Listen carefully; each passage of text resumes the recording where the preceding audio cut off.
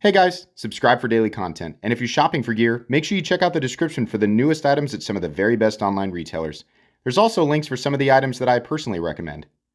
Thanks! What's going on YouTube? Metal Complex here, and today I've got a very interesting knife review slash knife overview to share with you guys. This is the new WE Esprit. I keep saying Esprit. It's Esprit, like the lotus, right?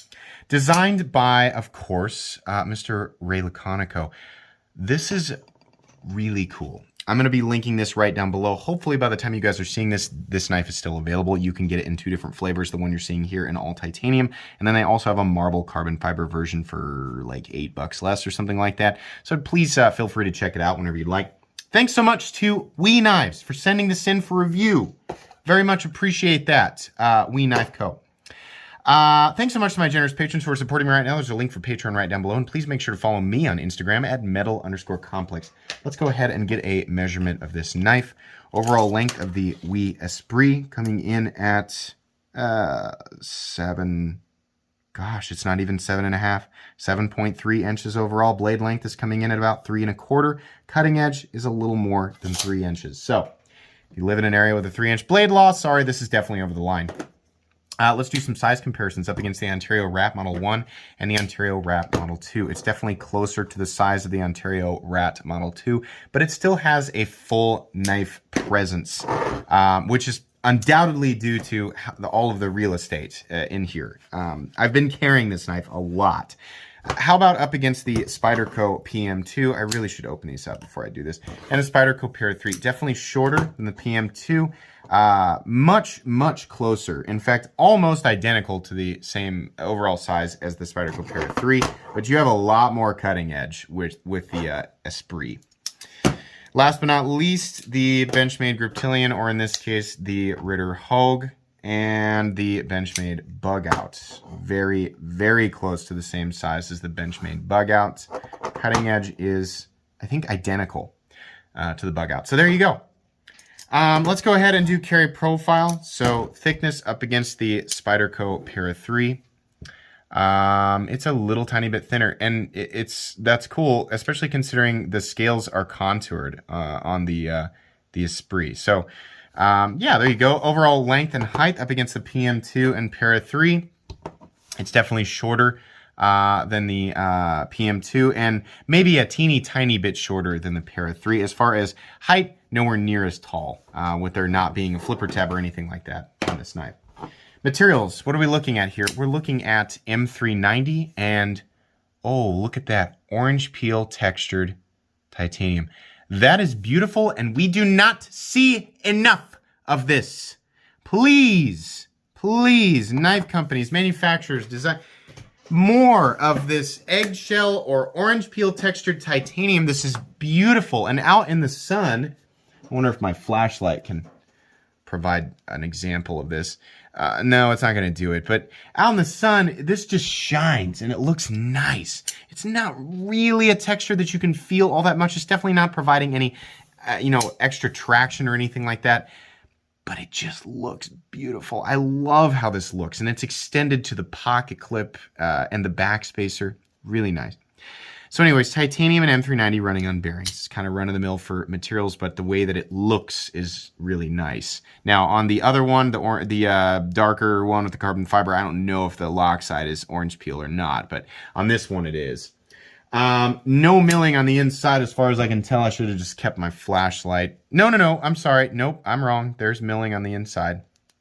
Hard to keep all the details of everything in your head.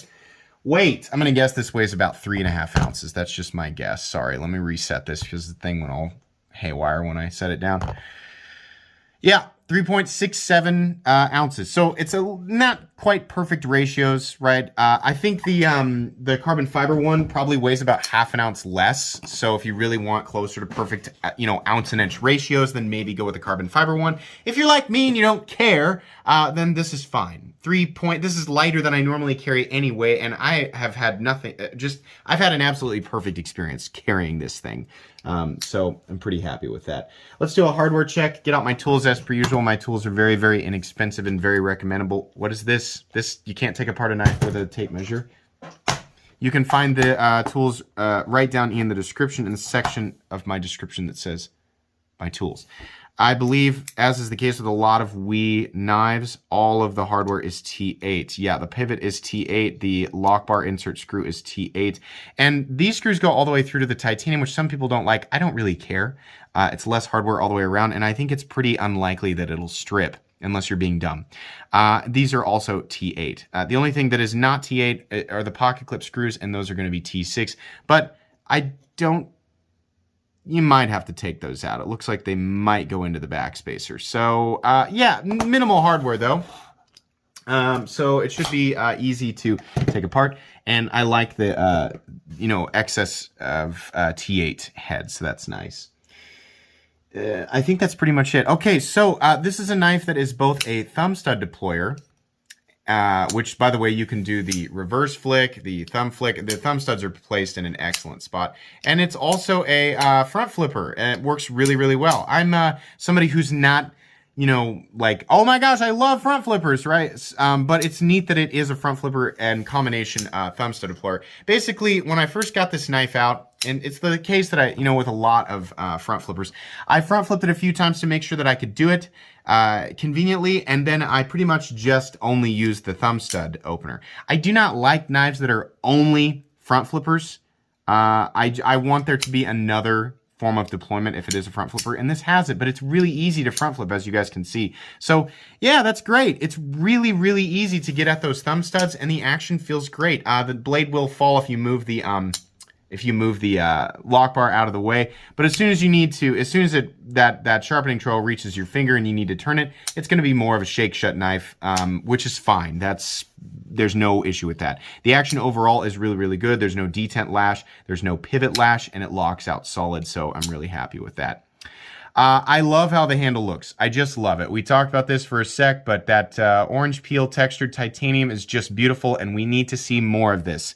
This is a perfect example of how this should look. I don't want to see orange peel as dark. I want to see it light so that we can get that reflectivity. I really like how that looks. The blade is satin finish. I would have just been over the moon if they had done a tumbled finish on this blade, but they didn't, so okay, whatever. Ergonomically, yeah, it's plenty comfortable. There's a bit of a goose bill here, so I can feel that. Not the worst thing in the entire world, but it's comfortable considering this is not even a 7.5-inch knife. You can definitely get a full 4-finger grip on this, and it's plenty comfortable, and you're right up, essentially right behind the blade. Contouring, that really helps, because the titanium is fairly thin. So the contouring really helps kind of make it feel like it's filling out the hand a little bit more. The jimping back here is in a weird spot for if you're going to be using it, right? Because I kind of put my thumb up here. But obviously that's meant as a traction point for when you are front flipping it. So that's just where it ended up. They didn't extend it too much further. I'm not sure why. Probably so they could get the R Laconico in there, which is fine, because they kept everything else off the blade, which is, again, something that I appreciate. Something that WE does really, really well is they just let us look at the blade and the knife, right? They're not putting a bunch of codes and crap all over it's just, here is the part that you want to look at. Like, no one's like, oh, I can't wait to go read my knife. Nobody has ever said that, right? we like to kind of sit back and enjoy the aesthetic of our knives. They put their logo on the pivot, which I think looks fine. There's no issue with that whatsoever. We've got a very large swedge on this drop point blade, a flat that carries out only about, 20% the length. This blade stock, which we didn't measure, I'll do that here real quick, is very thin. Blade stock thickness on the WE Esprit, I might say Esprit still, 123, my guess is it's 125 thousandths, which is, I think that's like what the Ritter Hogue is, right? So plenty thin. Even though the swedge, it doesn't actually start to drop until, maybe it's like 65% the height of the blade. It does come down to a nice thin edge. This is a slicer. It definitely does slice. You can see there it tapers down to a really thin edge. And I just have had a wonderful experience using this knife. The thumb stud or the cutting path is just barely cleared of the, am I saying that correctly? The thumb studs barely clear the cutting path because of their positioning. So you can absolutely get right up there behind the edge and push this blade into material for a power cut, right? This knife is fun to deploy over and over and over again. It's easy to wheel out and just kind of, you know, however you want to deploy it, it's going to work, right? It's very, very well thought out and designed, which is the case with a lot of Ray Laconico designs. And truthfully, a lot of people are going to look at this and go, okay, neat, but it's boring. Like, it's more of exactly what we've been seeing, you know, not just with Ray Laconico knives, but just in the knife world in general, right? Has a generic knife profile, is M390, is titanium, running on bearings, and is easy to deploy, and has relatively enjoyable fidget factor, right? I mean, yeah, okay, but something about this, guys, it's good. I like it. I think the orange peel's doing it, really doing it for me, but this is a good knife, and I haven't seen a lot of stuff come directly out of WE. Civivi, on the other hand, yeah, this is honestly a design that I much more expect to see from Civivi. With WE knives, they generally take a lot more chances with the design aesthetics, right? But I think Laconico and WE should team up a lot more often because the end result is very, very good. The hardware is it's kind of more of a matte gray, so there's a little bit of contrast with the titanium. Hey, there's a little lanyard bar thing, which is what every single company should be doing instead of making a stupid hole that gets in the way of the pocket clip. This is the best way to do this, right? For lanyard people, right? They have a lanyard, and for everybody else, you don't have to worry about it, right? Backspacer looks good. Same texturing as the front and the back, the orange peel, right? Pocket clip, also good. No position for left-handed people, unfortunately, but it is milled into a slot, or it's countersunk into the scale, so that looks nice. The screws are also countersunk. In and out of the pocket is a breeze, an absolute breeze.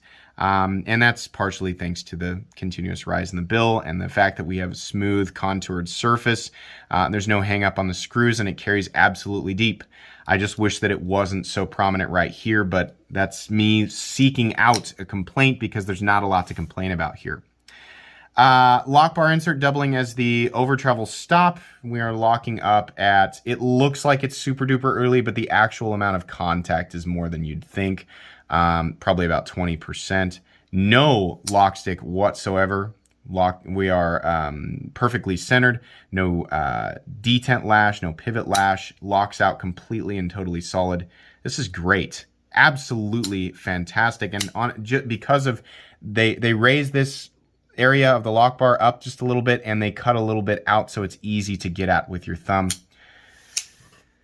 Boy, this is good. What does this knife cost? We are looking at $219 for the titanium version and $212 for the carbon fiber version. I've seen a lot of WE knives creeping up in price here lately. I remember when something like this from WE was only like $170, $175, but you know, things cost a little bit more money than back in 2016 when I remember seeing prices like that. I don't think that's bad at all.